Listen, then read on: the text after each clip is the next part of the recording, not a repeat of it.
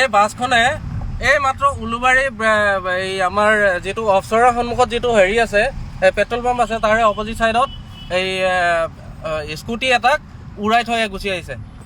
মানুহটো মৰিবনে বাচিব ক'ব নোৱাৰো। ই পলাইছে, মই ৰখাইছিলো ইয়াক, মই তাৰ পৰাই পিছা কৰি আহিছো। ইয়াক মই ৰখাইছিলো ভঙাগড়ৰ সেইখিনিতে, কিন্তু ৰখা নাই, মোকো খুন্দিয়াবলৈ আহিছিলে।